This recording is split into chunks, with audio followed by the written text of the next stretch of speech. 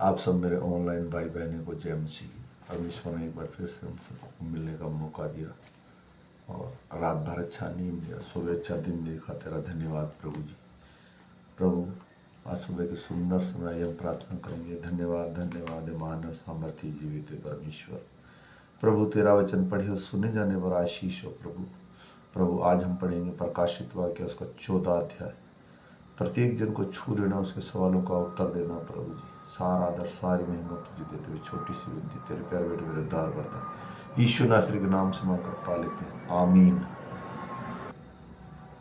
आज तारीख है 23/12/2024 और हम सुबह का वचन पढ़ेंगे नए नियम में से प्रकाशित वाक्य और इसका 14 अध्याय।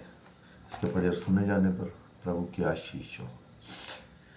फिर मैंने दृष्टि की और देखा कि वह मेमना सिय्योन पहाड़ पर खड़ा है और उसके साथ 1,44,000 जन है, जिसके माथे पर उसका और उसके पिता का नाम लिखा हुआ है। और स्वर्ग से मुझे एक शब्द सुनाई दिया जो जल की बहुत धाराओं और बड़े गर्जन का सा शब्द था।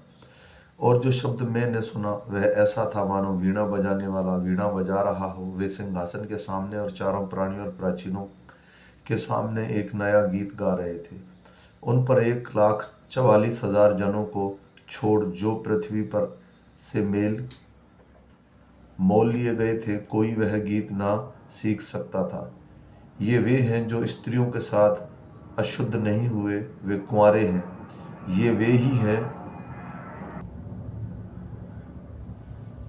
कि जहाँ कहीं मेमना जाता है वे उसके पीछे हो लेते हैं। ये तो परमेश्वर के नियमित पहले फल होने के लिए मनुष्यों में से मोल लिए गए हैं।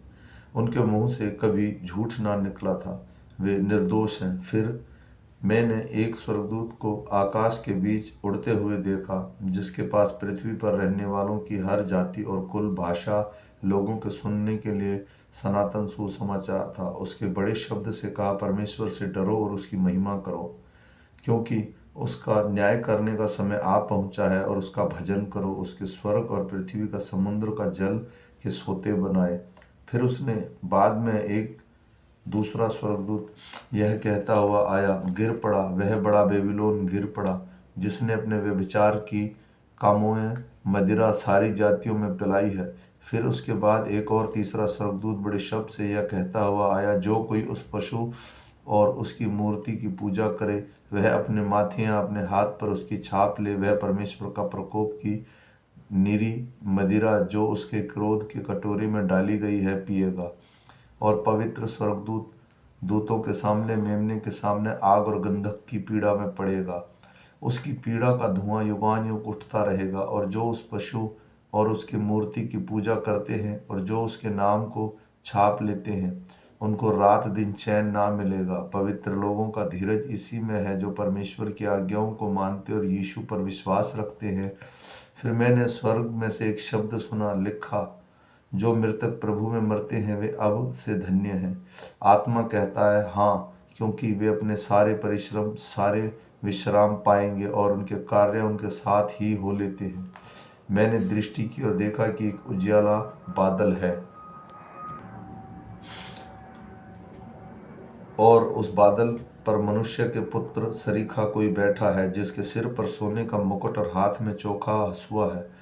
फिर एक और स्वर्गदूत ने मंदिर से निकलकर उससे जो बादल पर बैठा था बड़े शब्द से पुकार कर कहा, अपना हंसुआ लगाकर लवनी कर, क्योंकि लवने का समय आ पहुंचा है, इसलिए कि पृथ्वी की खेती पक चुकी है।